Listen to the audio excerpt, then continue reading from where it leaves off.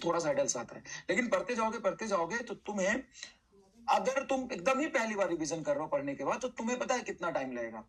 पहले बार के कंपेयर में तुमको टाइम लगेगा 1/4 1/5, लेकिन स्टार्ट करते समय थोड़ा सा हेडल आएगा। ठीक है, थोड़ा सा स्टार्ट करते समय हेडल्स आएगा।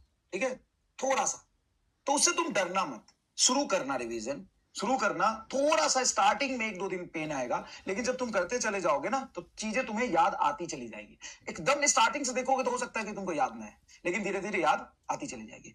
दूसरी बात है कि जब भी तुम्हें थोड़ा सा भी वो हो कि एक सब्जेक्ट से डर लगे, तो दूसरा सब्जेक्ट को अच्छा कमांड कर लो।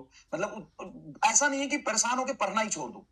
पढ़ना छोड़ना, डिमोटिवेशन होना, परेशान होना, दोस्तों से बातें करना, डिस्कस करना, स्ट्रैटेजी ढूंढना, ये सॉल्यूशन नहीं होता।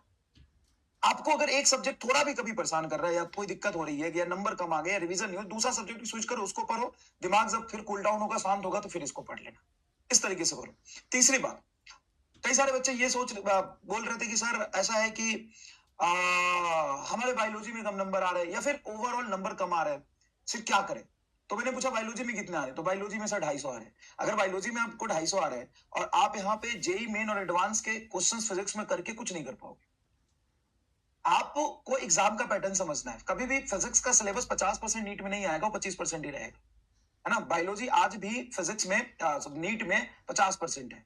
तो जब तक आपके बायोलॉजी में 350 नंबर नहीं आते, 340 335 नहीं आते, तब तक आप फिजिक्स में बहुत ज्यादा एक्स्ट्रा अगर करोगे, तो आपको पता है कि फिजिक्स में बहुत ज्यादा एक्स्ट्रा करके आप बायोलॉजी को कंप्रोमाइज कर लोगे, और वहां पे वो स्कोरिंग है, वो अगर गड़बड़ हुआ, वहां पे कंप्रोमाइज किए, अगर वो तुमको गिरा दिया, तो भाई साहब यहाँ पे तो वैसे भी बहुत टफ सवाल 2-3 आ गया, उसको आपको सेकंड फेज में ही करने हैं ना।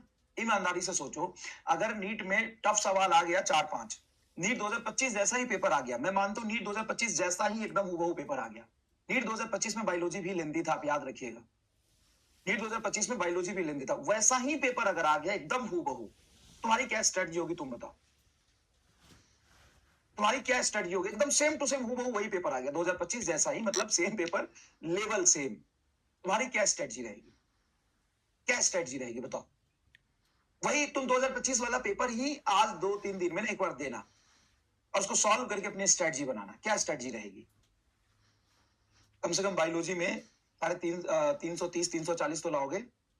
उसके बाद फिजिक्स के जो उसमें 30 आसान सवाल थे, उसको पहले करोगे। एग्जामिनेशन का फॉर्मेट, एग्जामिनेशन का जो पैटर्न है, वो यही कहता है कि हाई एक्यूरेसी और हाई स्पीड पहले, हाई एक्यूरेसी हाई स्पीड पहले। वहां पे एक्यूरेसी एंड स्पीड का गेम है। उसके बाद आपको क्या करना है, जो सवाल आपके रह गए हैं, जो फिजिक्स के